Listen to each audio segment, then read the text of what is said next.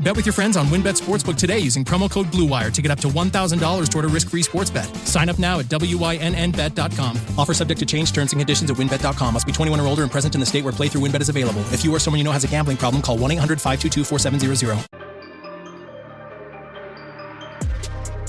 What is crack-a-lackin', Hardwood Knocks listeners? I am Dan Valley coming at you once more without my fantabulous co-host, Adam Frommel. I am continuously excited to keep our team look-ahead train plowing onward. We are up to the Denver Nuggets on our list, and I will be speaking with Adam Mares, the VP of Creative Production at DNVR Sports. He's also co-host of the Locked On Nuggets podcast. Follow him at Adam_Mares. That's at ADAM_MARES. He's a great follow. I'm not sure anyone covers the Nuggets specifically better than him. He is awesome. We had a fun conversation, covered a lot of ground in about 45 to 50 minutes. Before we get started, though, my usual reminder, my usual plea, continue rating, reviewing, and subscribing to this podcast wherever you get your podcasts. Downloading every episode really helps us with the charts. Also, those ratings and reviews help us a ton on the charts. Whether you use iTunes or not, we do ask that you take 5 seconds, 10 seconds out of your day, head over to iTunes, search Hardwood Knocks, throw us a 5-star rating, and write a review. Both of those help us appear further up in the charts, which in turn help us on this podcast in general. If this is your first time listening to us because you're a diehard Nuggets fan, you're a loyalist of anyone promoting or creating content at DNVR, or you really just love Adam Mares, or you're here by random, consider throwing us that permanent subscription. We cover the entire NBA at large in a pleasantly sub-mediocre, modestly insufferable fashion. Follow us on Twitter at Hardwood Knocks. Follow us on Instagram at Hardwood_Knocks. You can also follow us on YouTube. Search or go to youtube.com, search Hardwood Knocks. We will come up, subscribe to that channel. Now that I've sped through this intro and am sufficiently out of breath, let's get to loads and loads and loads of Denver Nuggets talk with Adam Mares from DNVR and the Locked On Nuggets podcast. Adam, thank you so much for hopping back on the Hardwood Knocks podcast to talk some Denver Nuggets with me. Before we get started, of course, the most important question that I ask every guest, how are you doing? I'm doing great, Dan. It's good to be on, man. It's good to be talking Nugs. And maybe hyping them up a little bit. I'm curious. Your questions, I think, there's some good topics. I'm excited. Yeah. One topic that's probably not so exciting to talk about, though, is it does start with Jamal Murray recovering from that ACL injury. His absence obviously looms large, and the timing of it last season is just so bizarre because it happens April 12th, 13th, whatever that day was. And it makes sort of predicting a timeline of whether he'll play this season or not very difficult. Do you have any sense of whether that would be the plan or a realistic ballpark of when we could expect him to return if he does? I've always thought, and just in talking to doctors and sports physiologists and this or that early March is probably a realistic target date. But we don't know. And that it's entirely possible that he's just not back this year, not back to the playoffs. It's possible maybe he's a couple weeks ahead of that schedule. But for most people, kind of the consensus central part that people estimate is somewhere around the first week of March. I do like that we've gotten away from when it first happened. Everyone was like, it's Jamal Murray, so he's just going to beat the timeline and come back really early. It's like he's basically one third of the Nuggets timeline. Right. I doubt they would rush it. How do you see, and if people are watching this, I'll put point guard in air quotes, but how do you see like the point guard rotation shaking out without him? Like who are they relying on most in that spot this season? I gotta think it's Monte Morris. He's the one that's been around the team the longest, has the most familiarity with the starting unit. He's played a lot of minutes with those guys in the playoffs last year. He was the guy that they threw in that starting lineup. Facu was there for a while, but mostly I think because Monte was coming back from injury. And once the going got tough, they went with Monte in the starting lineup. And I think he's a good fit there. He's not dynamic like Jamal Murray. He's not going to punish teams and create something out of nothing in isolation and off of switches. I think that's the thing you look at that say, where do they get weakest going from Murray to Jokic? Well, Denver is very good at punishing teams that try to switch against them, more so than I think maybe any other team in the NBA. And so now you look at it and say, okay, if a big does get switched out onto Monte Morris, is he cooking them the same way that Jamal Murray would? Probably not. But for everything else, just the continuity, being able to run pick and rolls and dribble handoffs, get them into their sets, chemistry with all of the main players. Monte has that in spades, as well as being an extremely low mistake guy. And I know you know this, but the fewer mistakes you make in the half court when you have Jokic on your team, the more likely you're going to find a good shot within 24 seconds. So I think Monte will be a very steady and probably a high floor replacement for Jamal Murray, a lower ceiling replacement, but a high floor replacement for him. Yeah, look, my co-host Adam Fromwell thinks that Monte Morris is like the greatest player of all time. So you're preaching to the choir over here. Is there any sense of, are they going to rely on Facu more than Austin Rivers? Because Austin Rivers seemed like he played a fairly important role when he signed with them, but then you look at just this roster's still so freaking deep, and so it feels like someone's going to get squeezed somewhere. And so is there a tug of war between those two at all? Well, what I love is first of all, I've never heard anybody pronounce the emphasis on the second syllable, Facu, but I kind of like it. Facu. His name is really fun to say, and it's not like I get to say it a ton. So yeah, Facu is actually a much better. It's an improvement on the name, so I'm going to start calling him Facu. So I think that Monte is almost certainly, the starter and locked into that role. I'd be a little bit surprised if that changed. There'll be injuries, there'll be different things that happen, but the second unit is a really interesting question. You didn't ask me about Bones Hyland, but I have to get into him here to answer your question. And that is that Bones Hyland, Denver's rookie, has looked outstanding in the summer league and then looked equally as outstanding in the preseason. And typically I would say, rookies, you're not really going to count them. You got veteran players, you have this or that. But I look at Bones Hyland and what he's done. He has yet to have a bad game, either summer league or preseason. And I look at that and I think he provides scoring. He's been pretty steady. A little turnovers, a little high, and that's probably one of the things that might keep him on the bench. But he runs the pick and roll incredibly well, very advanced feel. And I think if you look at Denver's second unit right now, without Bones, it would be Facu. It would be Austin Rivers and PJ Dozier. None of those guys are reliable three-point shooters. They can knock down a shot, but they're not spacing the floor. Nobody's running over top screens to keep those guys from launching an off-the-dribble three-pointer. And I look at that and I go, can you win in the NBA? Even with the bench unit, can you win if you don't have that threat, the 1, 2, or 3? And so Bones, who's a very big threat from deep, might replace one of those guys. It's not going to be PJ Dozier, so let's count him out. He's more of a small forward anyway with the Nuggets configuration. So now you look at Facu and Austin Rivers. I would not be surprised if either right out of the gate or at some point in the early go of this season, one of those guys gets bounced in favor of Bones, both because he might just be better overall, but also because there's a little bit of a redundancy between those other three that Bones might kind of create a little bit more spacing, a little bit more dynamic playmaking. And yeah, he's been fantastic. I just, I feel like we're not that far removed from wanting Michael Malone to play Michael Porter Jr. more. And so it's hard for me to really envision him leaning semi-significantly on a rookie. Do you think that's something that he would actually be open to, given how veteran heavy the rest of the roster is? So we joke all the time here at DNVR about there being Malone guys and not Malone guys. And Malone guys are tough. They're smart. They are very low mistakes, so they're dialed in, so they don't make a lot of mistakes. And then I would say even there's just Michael Malone was a point guard in college, right? He's a point guard's mind. So guys that maybe favor just seeing the game from a point guard standpoint. Michael Porter is none of those things, right? He's an incredibly talented player, but smart? No, he came in missing a couple years. He had to catch up. He was behind the curve from a basketball sort of, feel for the game intelligence standpoint. Low mistake. Well, Michael Porter's not that easy. Defensively, especially, he makes a lot of mistakes. So I think when you contrast that to Bones, who one of the surprises out of him in the early go in the preseason so far has been how much more of a point guard he is. I think he was thought of as the scorer who comes in, is always looking for a shot. Been a great passer, both in summer league and in preseason. And so I think he's more of a Malone type guy.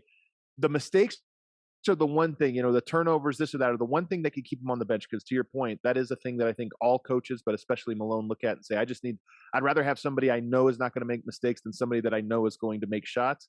But I think he's low enough mistake that he'll get over that hump pretty quickly, if not right out of the gate. So to answer your question shortly, yes, I think that he has a much better chance of getting early minutes than Michael Porter did, just because of that low mistake and his ability to slot right in. He was a not so guilty pleasure of mine leading into the draft, just watching his his shooting, but he's a contortionist around the rim. So I'm hoping he gets minutes. I would love to see that. Did you know, real quick, he was a playmaker? Because that's the thing. Every scouting report I saw said two things. One, Handle, not very good. Well, that hasn't been accurate. In fact, the Nuggets were polled who has the best handle on the team. They almost all said Bones has the best handle on the team. So that part of the scouting report was out. And then the other part was, he's a scorer, he's a gunner, but I'm so impressed with how well he reads the court and how willing he is as a passer. Does that part surprise you at all? Yeah, that actually floors me. I think it was the handle, and then it was wondering, would he be able to get those tough shots off at the Right. NBA level? Just looking at, I don't know, sometimes his mode of operations felt a little slow, but seeing him Right. in preseason specifically, like that part looks fine. But the playmaking is absolutely a surprise, and so I guess that makes a lot easier for him to get minutes if he's actually able to fill that table setting role. Michael Porter Jr.'s role Michael Porter Jr. was largely fantastic after Jamal Murray went down. Um, how does his offensive role though change heading into this season a little bit? Because it still felt like he wasn't necessarily operating a ton on the ball without Murray last year. Is that something we should expect to see him doing more in the half quarters? Is he still going to be that guy that's predominantly, I guess the best way for me to describe it is he scores all these points and it just feels like most of them are just coming entirely within the flow of everything else that's happening around him. So I am sure that he will just get more shots, and there'll be a little bit more. The ball will find him a little bit more. But I'm a bit surprised. He's only played 2 preseason games at the time of recording this. The offense hasn't really looked any different with regards to him. I don't know that they're necessarily running more actions to him. He maybe has a little bit more of a green light to be aggressive once the ball finds him with a natural rhythm. But I think the thing about Michael Porter's game that people probably don't realize just yet is that he's mostly an off-ball player, meaning he catches the ball off of screens or off of cuts or off of rebounds, and he goes up with it. And that's part of what makes him so great as a scorer is he's always ready to shoot. But he's not necessarily a guy that you kind of give the ball to a whole lot and just say, make something, dribble it 6 times, run off a pick and roll, whatever. And so far in the preseason, I thought maybe he would add a little bit of that. I don't know that he's added that or that Denver is interested in having him add that. He's really just more, he took a lot of shots last year. I mean, he scored, I think, 24 points per game after Jamal Murray went down. So it wasn't like he had a shortage of shots. But I wouldn't be surprised if he gets 2 or 3 more just from, you get to be a little bit more aggressive once you catch the ball, attack, one dribble move attack and get it off 1 or 2 times more per game. But honestly, I think his game is more or less last year is more or less what it'll be this year, just hopefully a little bit better. Defensively, it feels like he can be sort of a playmaker there where it's like, you don't trust him to defend one-on-one, but when you're watching him, like if he's going to make plays around the basket or something, do you think that there's another level or that there's a league average or better defender in there, or is sort of those high points last season like kind of his peak? So Michael Porter, I think that his highs will be really high defensively because he's so athletic. He's really light on his feet. And at 6'10", 6'11", he covers a lot of ground. So every now and then he comes across the court and makes a block shot that you go, wow, that's a Draymond-esque rotation or something like that. The problem with him is that, and there's slow progress on this every year, although I think slower than average progress for a player of his skill set, he still doesn't read the court well. He's late to react. He misses assignments. He misses switches or doesn't communicate properly. And so I think the problem with him isn't just what does the average possession look like? It's what does the lower 10 percentile defensive possession look like? And for him, there's a lot of open dunks given up because he just didn't read his rotation in time. And of course, those look the worst. And they also count for the worst. If you give up, 10% of your possessions are a terrible mistake, that's going to weigh down your average quite a bit. So progress has been slow. He's much better than he was 2 years ago. But I still think he's going to be a guy that is a weak link from do you make mistakes every so often on the defensive end. I think he still does that. I'm sure you've been asked this a ton. Did you have any thoughts about his extension where it felt very much like a no-brainer, but there's also just, in the back of my mind at least, the back issues. That is just such a very substantial investment to go into someone that could have problems staying healthy or still has like a question mark there. Yeah, what's interesting about that is I've actually spoken with some sports medical experts, doctors, even surgeons who work on backs in particular. And the number one thing I hear about the back issue is that he's not any more likely to re-injure his back, but that his career is likely to be shorter. And Michael Porter himself actually talked about this on the JJ Redick podcast, where he said, I probably plan on playing just for about 10 years. And after 10 years, I'll probably have to retire because then I extend, whatever. So it was the first time I've ever publicly heard him say that. But again, I don't know that it's going to be one of these things where you should expect back tightness ever so often. It's more just not to further damage it. You probably get a 10-year run before you start to risk things. That being said, his family also has a history of some other injuries. I think his brother had 2 ACL injuries. I think he's got a couple sisters that have had ACL injuries. I don't know if there's a genetic thing or if you should read into it. He's really, really tall and really, really skinny. So you can imagine there's some torque on those knees that is unique to players like a Giannis, like a Kevin Durant and Siakam and those types. But I don't really think about the injury more than I do for most players who are just sort of athletically unique. Shopify is the all-in-one commerce platform to start, run, and grow your business. Shopify gives entrepreneurs the resources that were once reserved for big business. So upstarts, startups, and established businesses alike can sell everywhere, synchronize online and in-person sales, and effortlessly stay informed. Scaling your business is a journey of endless possibility. Believe me, my fishing company that I started 5 years ago with my best friend Aaron, called Woo Tungsten. Actually, it's pronounced Woo Tungsten, because that's the sound you make when you catch a giant fish. Woo! We started this company 5 years ago, November of 2016, and we've been on Shopify since day one. We sell tungsten fishing weights, and our business would be nowhere close to where it is today if it wasn't for Shopify making things so incredibly easy. And like mine, Shopify powers over 1.7 million businesses from first sale to full scale. You can reach customers online and across social networks with an ever-growing suite of channel integrations and apps, including Facebook, Instagram, TikTok, Pinterest, and more. You can gain insights as you grow, and they have detailed reporting of conversion rates, profit margins, and beyond. More than a store, Shopify grows with you. This is Possibility, powered by Shopify.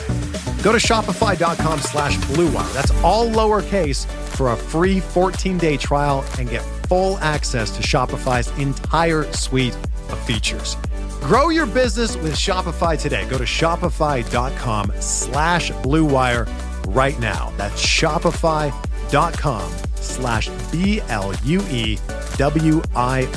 Shopify.com/BlueWire. Does this sound familiar?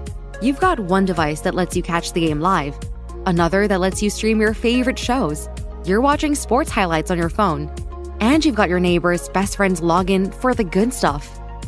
Well, I want to tell you about a simple way to get all that entertainment you love without the hassle, and a great way to finally get your TV together.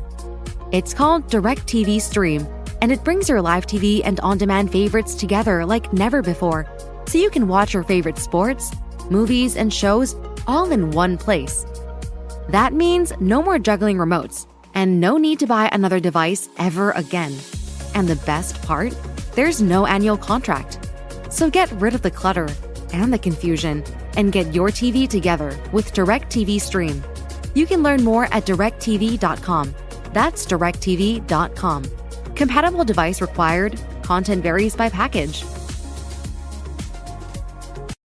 What did you think about the Aaron Gordon extension? I was surprised, to speak my part first, at how many people were just like shocked by it, because I don't know, when your team is good as the Nuggets, like that, you weren't spending that money on someone else. And so the reaction to it was a little bit surprising to me. The reaction, I think, is you always look at contracts in a vacuum, right? And think, oh, is he worth this on the open market? If there was just a draft, or you just paid all the players just joined rosters by what their market value is, it wouldn't make sense. But Aaron Gordon was in a perfect spot where Denver had their roster in place. He was the final piece. And the question for the Nuggets was not how much is Aaron Gordon worth? It's, do you want Aaron Gordon or do you not want Aaron Gordon? And if you wanted him, you had to pay a little bit of a premium to get him and to keep him. And I think Denver's at a point now where they've saved on money, to be honest. Let's be honest with the Cronkies. They haven't gone into the tax for over a decade. They've saved on money in the past. Maybe it's catching up to them a little bit, but I think they still come out ahead quite a bit in this equation. And it's maybe a little bit overpriced, but when that roster was fully healthy for that glorious 10-day stretch or whatever it was, Aaron Gordon looked absolutely incredible. Andre Iguodala-esque in the way he tied everything together on the defensive end. And then it wasn't that he was dynamic on offense. It's just that he fit into the offense so perfectly that what he provided, athleticism, cutting, rebounding, fit so perfectly. So he's a perfect piece, and sometimes you have to pay a premium for the perfect piece. What is there a different path to optimizing him on offense without Jamal Murray into the fold? In the fold, excuse me. Yeah, that's such a great question. And that was the thing about him last year is he looked great right before the playoffs. And I think the playoffs, they just needed something out of him that he wasn't able to give. A little bit. He went back to Orlando where it's like, hey, can you take this guy off the dribble? Or can we post you up? Can you do this? Like, he can do that. Every now and then he does something. You're like, ooh, that was gorgeous. But if you just 100 times he has to post up, yeah, those numbers aren't going to be great. I think the thing that they've done in the preseason, I actually expected it, but the thing they've done a lot that I'm encouraged by is using him as the entry point. So rather than have him off ball or in the dunker or in the corner where maybe his gravity isn't as strong as it can be, have him bring the ball up the court and initiate it, and then he's the first cut. It's not that he's doing anything crazy. You're not running pick and rolls, but you at least make his man have to guard him, bringing the ball up the court and at the entry point, and you create a lot of interesting things off of that. The other thing that Denver's doing now that I think will be interesting to watch is I mentioned one of the things that makes Denver special offensively is that the best defenses really like to switch. Denver is sort of a switch breaker. And I think when you add Michael Porter Jr., Nikola Jokic, and Aaron Gordon in your front court, if you switch any of those things, Aaron Gordon's really strong. So if you have a small, undersized three and you want to put a better defender who's maybe bigger on Michael Porter, now you have a small, undersized guy guarding Aaron Gordon in the post. Can he post him up? Can he grab rebounds? And then even just running double pin down actions with him and Jokic, you generate a lot of guys just switching a bunch of different things. And if Aaron Gordon gets a point guard switched onto him, he should be either posted up or more likely just go rebound. Just get ready for the rebounding position because you should have an advantage there. And Denver's done a lot of that, using him as the first on double stagger screens. That creates a lot of switches for him. And I'm interested to see how he takes advantage of that. His rebound numbers were not great last year. I think this year that's going to be an area where he can really contribute to Denver, is just pounding the offensive glass, and he should have a lot of switches that make that easier for him.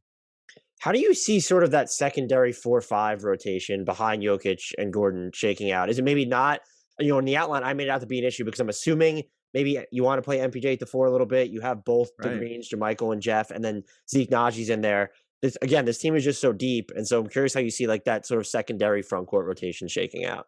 Well, I think you end up throwing out the Zeke, Nnaji, Bol, Vlatko, Cancar trio. Those guys all, if somebody gets injured, I think they're going to step in. But I think you throw out those guys for your regular 10-man rotation, even before Jamal Murray gets healthy.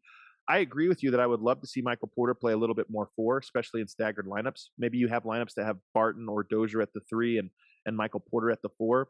But I think the base for Denver on staggered units is going to be Jeff Green and JaMychal Green as your 4-5. And really, it's just 2 4s. I mean, we know how it is with second units.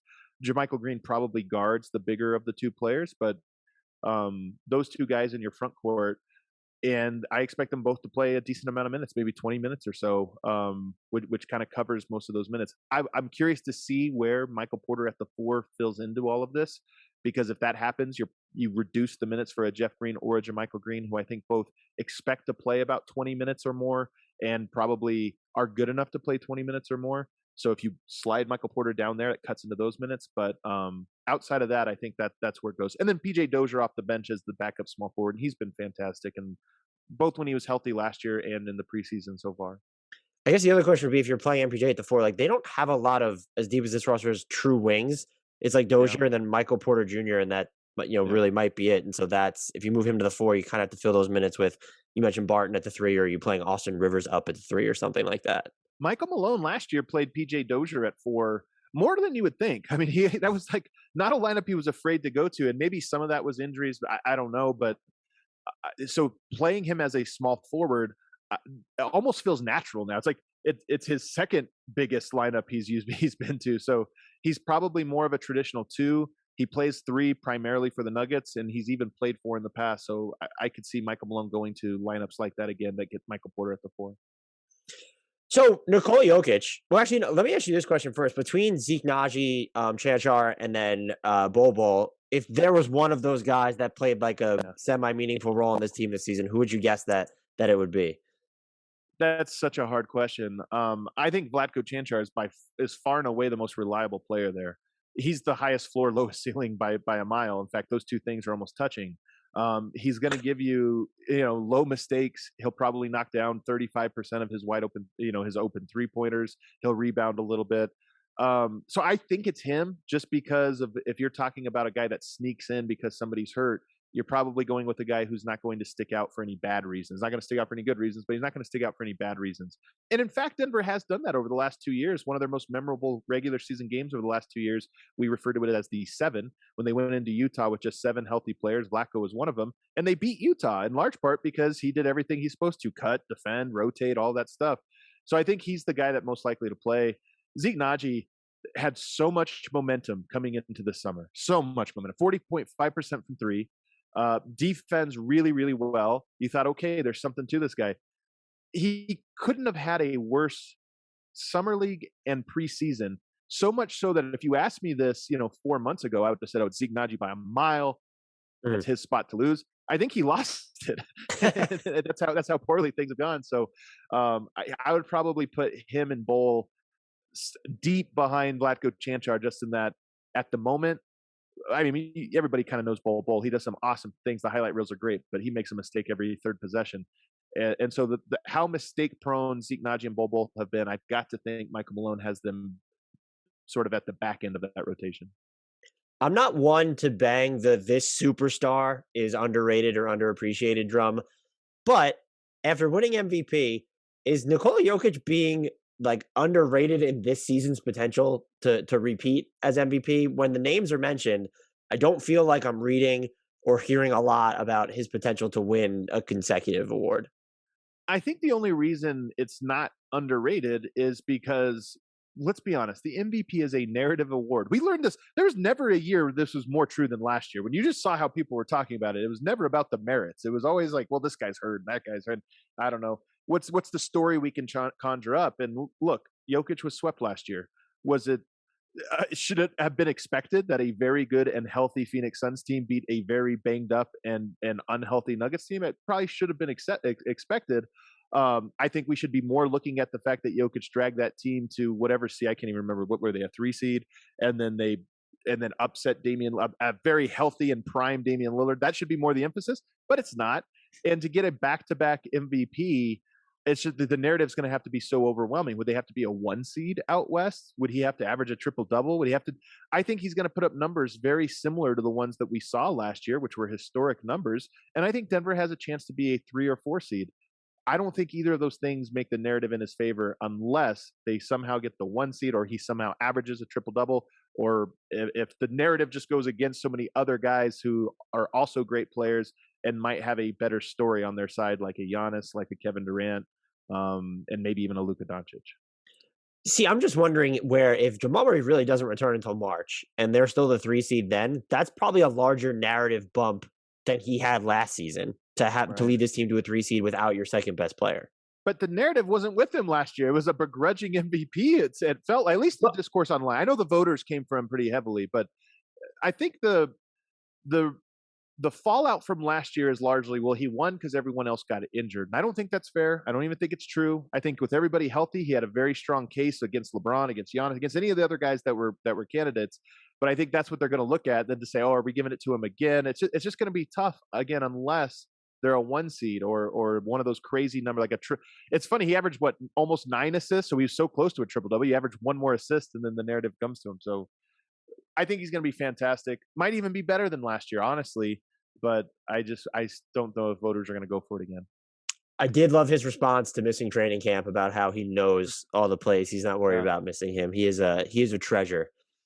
Yeah. Whether it's, if you're looking at a specific position or skill set void, what is this team's biggest weakness heading into the season? Man, that's a good question. I still love their starting lineup. I think it's going to be pretty dynamic. They had the second best record in the NBA after Jamal Murray went down. So the 20-game stretch, they were fantastic. The second unit is a big mystery to me, and I think that there's a lack of guard play scoring on that second unit. Again, that's why Bones has an even better chance than you might think to get in the rotation. But to me, that second unit has got absolutely murdered so far in the preseason by everybody.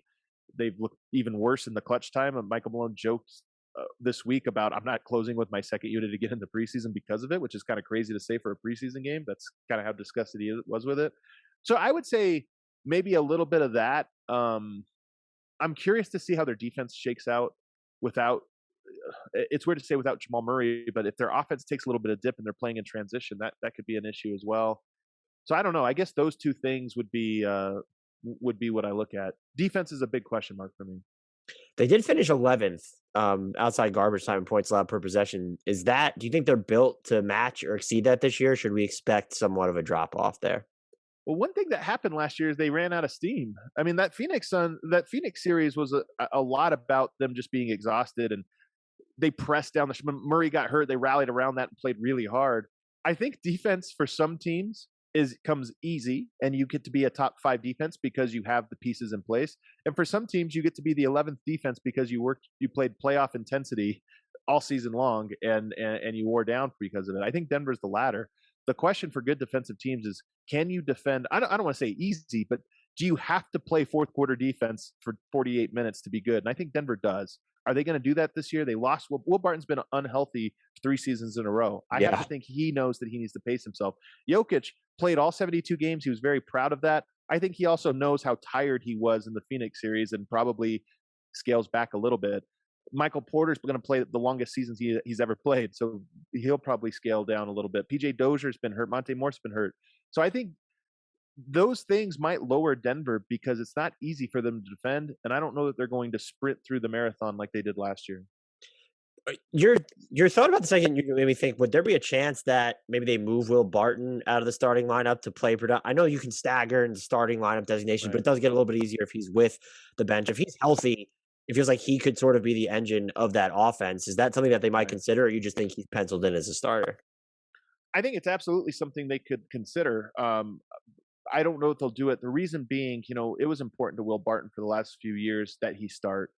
And is it worth it if you ruffle some feathers? I mean, look, he's good enough to start. He's one of the 5 best players. He's the best shooting guard, so you slot him in there.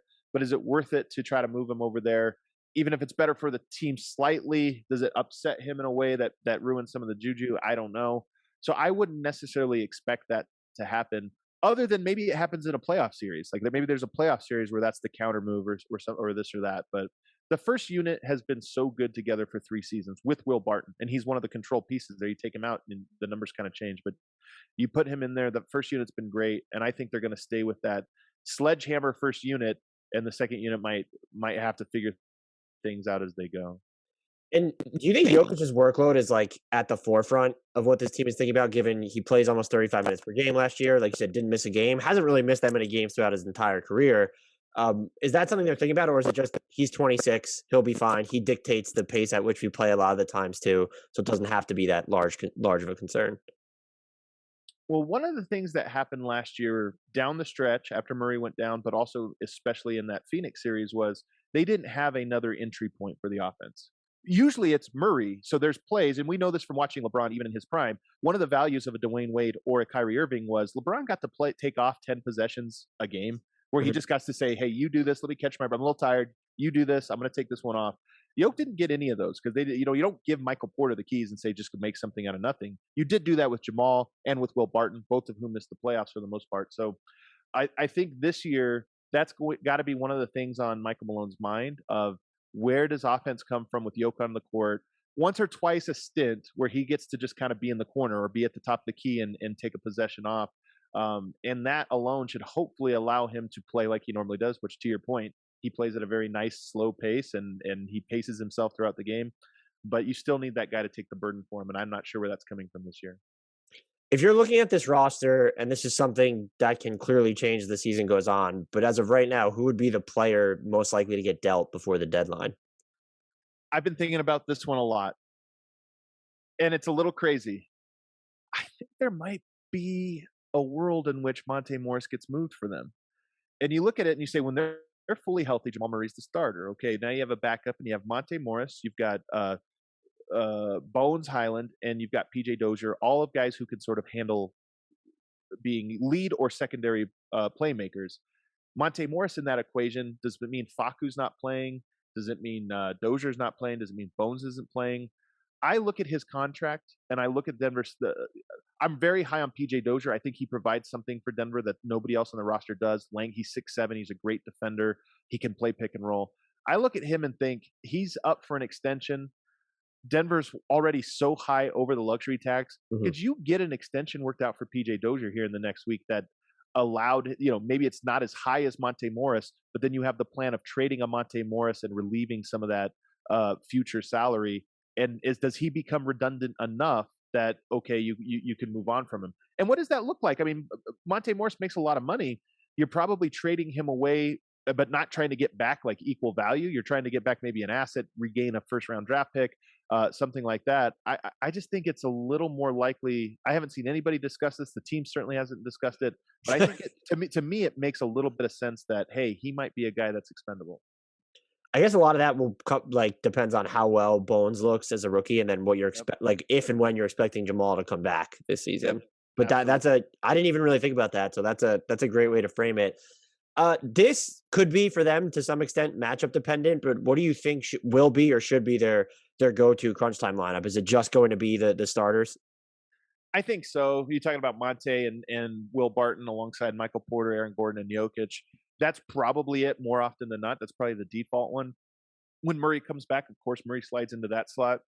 The guy, though, that to me is most intriguing to fill one of the guard spots is PJ Dozier. If Denver's up, say, 10 points with 7 minutes to go, I wouldn't be surprised if Dozier was the guy you throw in there. You think our offense might not be great, but the numbers with Dozier on the court defensively have been fantastic. You put Dozier and Aaron Gordon on the court, and you sort of have a defender at the guard spot, a defender at the forward spot, and it just elevates your defense so much. And even the numbers with Dozier and Jokic defensively have been fantastic. I think best two-man pairing alongside Jokic on the team. So he's the guy that I think you would slot in. And maybe it's alongside Monte, alongside Monte. Maybe it's alongside Will Barton. I'm not sure. Can Barton become a little bit more of a point guard in the final 5 minutes? I think he has it in him. But Dozier would be the guy I'm most interested in. And think about this, Dan. Dozier's 6'7", Will Barton 6'7". If your backcourt is 2 6'7" guys to go with 6'11", 6'9", and 7 foot, that's a really, really long and athletic lineup. You might make up for whatever shooting and point guard play you get from Monte Morris. Is there a quirky outside the box, out of left field lineup you want to see Michael Malone try this season? Anything with Bones is just pure adrenaline. If you talked about the most fun lineup you can throw out on the court with the Nuggets, you do that exact lineup you just talked about, but swap Monte and Dozier. You swap those guys out with Bones Hyland, and now you're talking about, I don't know who that defends in a clutch time lineup, but boy, do they score every single time down court. You're talking about Bones Hyland, I think, is a 40% volume 3-point shooter. It has that in him. Will Barton's probably a 38% 3-point shooter. Michael Porter's like a 45% 3-point shooter. We all know what Jokic does. To me, that's the lineup that if it's on the court, you're talking, it's not quite a death lineup because it can't defend, but offensively, it's one of those ones where it's like, we're getting in a track meet, and I think we're going to win this track meet every time. The only other guy I would look at is anything with Bol is I think other people find it more fun than I do. Maybe I'm just becoming a little crotchety because he makes so many mistakes, but nonetheless, if you can throw a Michael Porter Bol out there with Jokic, that's 3 guys nobody knows what to do with physically or skill set wise, and those lineups become really fun. I would love to see the caveat is this: every lineup is less fun without Nikola Jokic. But if Nikola Jokic is catching a breather, I want to see Gordon, JaMychal Green, Michael Porter Jr., PJ Dozier, and then Bones just at the one. Like, put him next to like all those kind of biggest wing type players and see what happens. But I'm with you. Watching him is just like an acid trip right now. It's so fun. It really is, man. I mean, I think this might be who he is. He has a I don't know if this week makes sense. He has a charismatic style.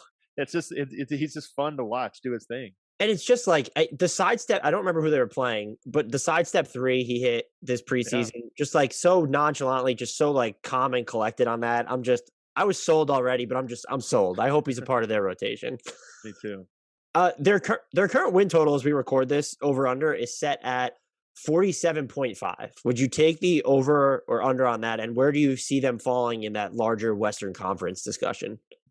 I would take the over. I've taken the over every year for 7 years, and I think I'm 7-0. For whatever reason, the Nuggets always get this like, their over under gets a little depressed. I don't know that's going to be massively over. I could see them having a 49-50 win season. I could see them having a 53-54 win season. I just don't think it's that likely. But I think that they're going to surprise people. I mean, again, Murray raises their ceiling to title contender. Without him, they're not that this year, and I don't know if they will be going forward.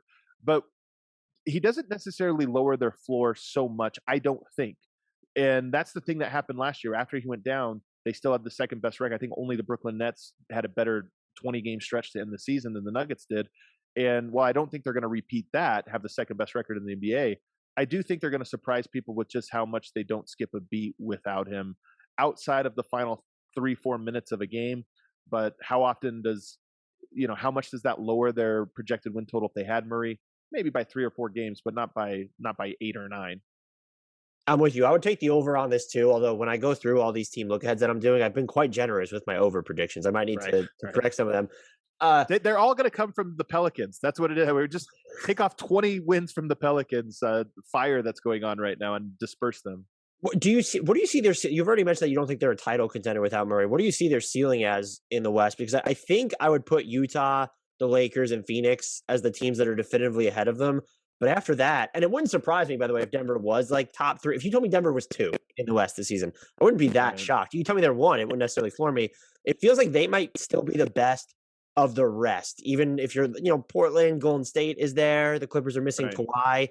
It seems like, to me, they're like very clearly in like the 4 or 5 range. And to me, like I even see 5th as like might be their floor, actually. Interesting. There's a lot of teams that are jumbled up, and the over-unders kind of bear this out, that Portland, Golden State, Denver, they're all within Dallas. They're all within like 2 wins. So I think there's reason to think that anything can happen with all of those teams. But if you ask me regular season, I think Utah and Phoenix are clearly 1-2. I'm surprised so many people are so high on the Lakers. I don't know. I'm just defaulting to LeBron existing. I don't love the fit, but that's just my default at this point. But they're another team that I wonder how hard they sprint. I think last year LeBron wanted an MVP. And it might have cost – I'm not saying it cost him the season. A lot of things went wrong for him last year. But I do wonder if he looks at that and goes, why was I playing so many minutes in January and February trying to gun for this dumb MVP award when I had no chance in the playoffs? So I wonder if and also I think they're going to have to work harder than they have in the past to get wins and to figure this out early. So I just don't pencil them into that top group. If you ask me about the playoffs, though, the Lakers still, with having Anthony Davis, the ability to play him at center, and Dwight Howard, who's given Jokic problems, like that's still a matchup I don't like for Denver.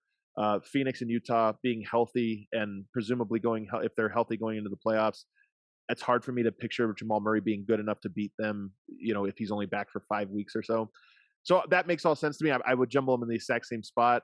But the thing that makes this year hard to predict for the Nuggets is who knows what Jamal Murray looks like when he comes back.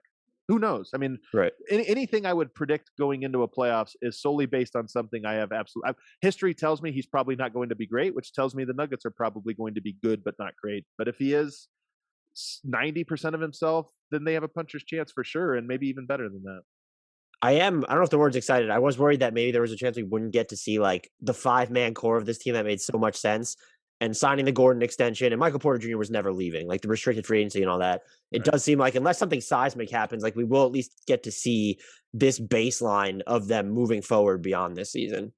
Yeah.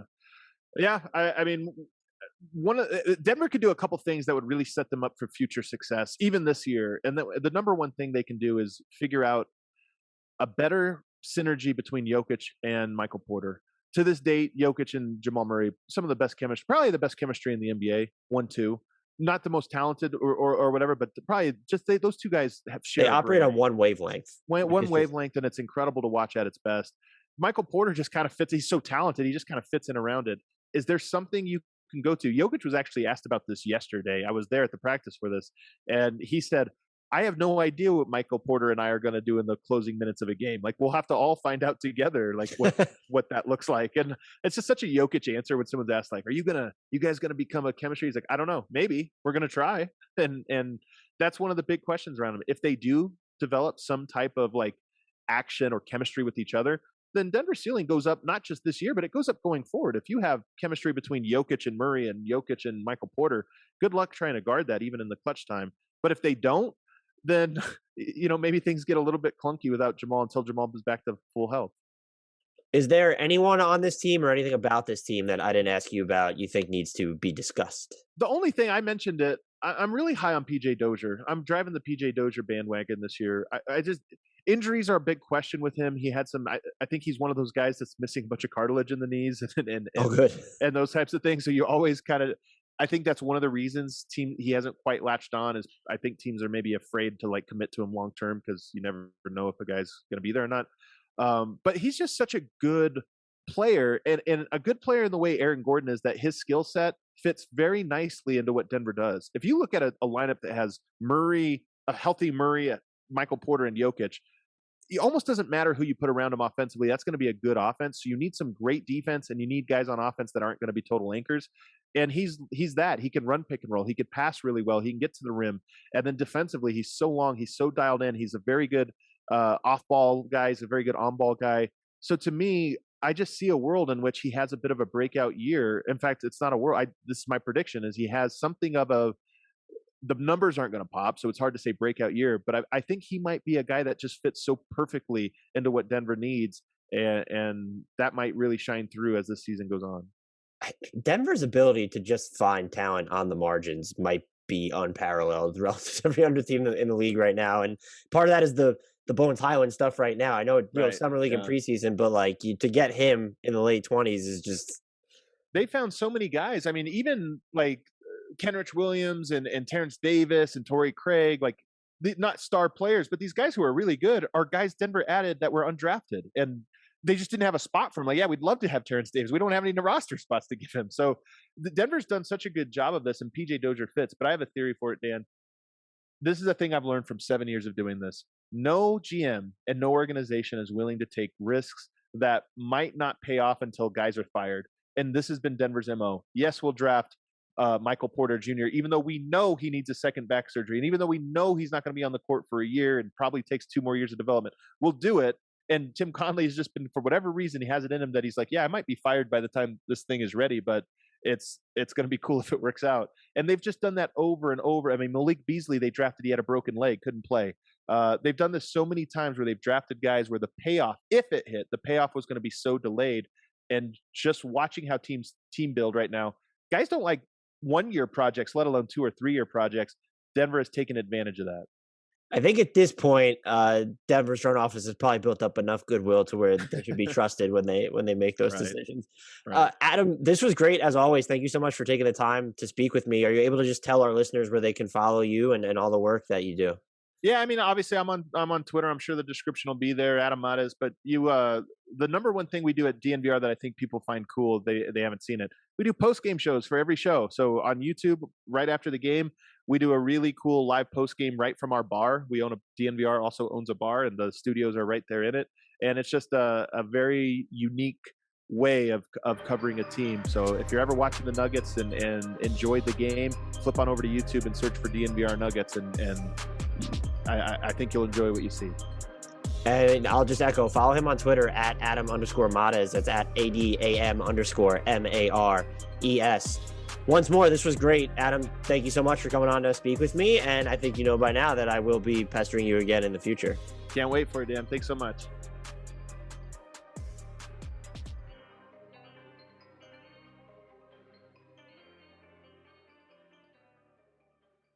When you think of the last 20 years of the Browns, what's the saddest memory that first comes to mind? The year we didn't win a game. Josh Gordon, to be honest. Being a punching bag for the Steelers. The past 20 years. I'm Andre Knott, and on my new podcast, Brownstown, we dive deep into 20 years of Cleveland Browns heartbreak. We talk to players, coaches, and journalists that saw it all firsthand. If you're a lifelong fan or just hopping on the bandwagon, this podcast is for you.